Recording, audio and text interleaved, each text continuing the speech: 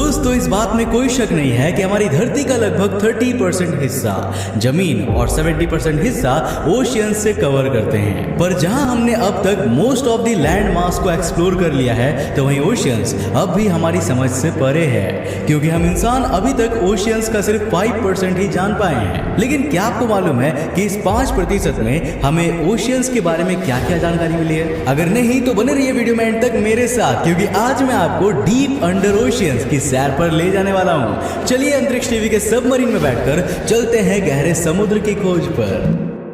दोस्तों अगर हम इतिहास में जाए तो कुल 12 इंसान अब तक चांद पर जा चुके हैं और ना जाने कितने ही एस्ट्रोनॉट्स बिना किसी मुश्किल के हर साल स्पेस में जाते रहते हैं। लेकिन हमारी धरती के डीपेस्ट लोकेशन पर आते आते इन लोगों की संख्या कम होती जाती है, क्योंकि सिर्फ गिने चुने लोग ही मैरियाना ट्रेंच के चैलेंजर डीप में जा पाए हैं। अब जब बात ओशियंस की गहराई में जाने की आती है, तब प्रेशर हर किसी के लिए एक बहुत बड़ा चैलेंज होता है, क्योंकि गहराई में ना सिर्फ टेम्परेचर बहुत ही ज्यादा लो हो जाता है, बल्कि विजिबिलिटी भी बिल्कुल ना के बराबर होती है। और तो और गहराई में पड़ने वाला पानी का प्रेशर इतना ज्यादा इंटेंस होता है कि आज टेक्नोलॉजी के इस युग में भी इंसान को ओशियन के बॉटम में भेज पाना फिलहाल इम्पॉसिबल ही है, जबकि इंसान स्पेस में आराम से जा सकते हैं। अब दोस्तों वैसे तो कोई भी इस प्रेशर को देख नहीं सकता, पर जब समुद्र की गहराई में ये पानी का प्रेशर आपकी बॉडी पर पड़ता है, तब ये इतना ज्यादा होता है कि जैसे मानो लगभग 100 एडल्ट एलिफेंट्स एक साथ आपके ऊपर चढ़ गए हो,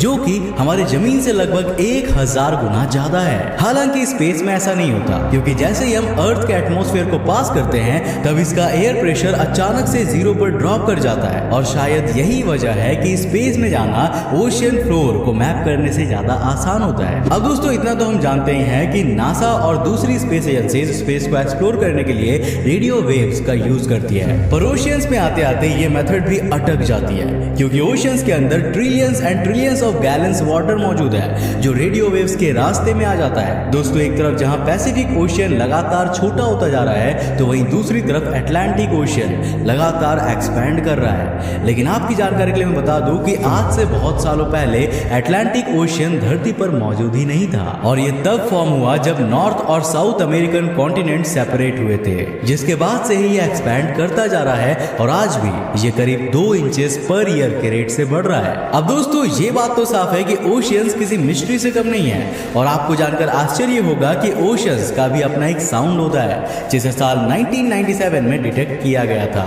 वेल इस तरह के साउंड को ब्लू कहा जाता है, जो बहुत ही ज्यादा लाउड एंड लो फ्रीक्वेंसी का होता है। अब दोस्तों वैसे तो आज भी साउंड को मिस्टीरियस माना जाता है, पर कुछ स्टडीज ये दावा करती है कि ये साउंड असल में ग्लेशियर से क्रैक हुई आइसबर्ग की वजह से बना था। ऐसा भी माना जाता है कि ओशियन के अंदर लेक्स और रिवर्स भी होते हैं, क्योंकि ओशियंस का सॉल्ट वाटर और हाइड्रोजन सल्फाइड दोनों मिलकर एक ऐसा कॉम्बिनेशन बनाते हैं जो उसको सराउंड करने वाली वाटर से भी ज्यादा डेंसर होता है, जिस वजह से ओशियन के अंदर लेक्स और रिवर्स भी फॉर्म हो सकती है। और केवल इतना ही नहीं, बल्कि इस दुनिया का बिगेस्ट वाटरफॉल यानी कि डेनमार्क स्ट्रेट कैटरैक्ट भी आइसलैंड एंड ग्रीनलैंड के वाटर के बीच अंडर वाटर है। अब शायद ही आपको मालूम हो कि ये वाटरफॉल 11,500 फीट टॉल है, और इसमें मौजूद वाटर की अमाउंट नायग्रा फॉल में मौजूद पानी से भी 2000 गुना ज्यादा है। और ये अंडर वाटर वाटरफॉल इसीलिए पॉसिबल है क्योंकि इसमें से गिरने वाला कोल्ड वाटर समुद्र में मौजूद हॉट वाटर से ज्यादा डेंस होती है। हालांकि ओशियंस को यही चीजें इंटरेस्टिंग नहीं बनाती,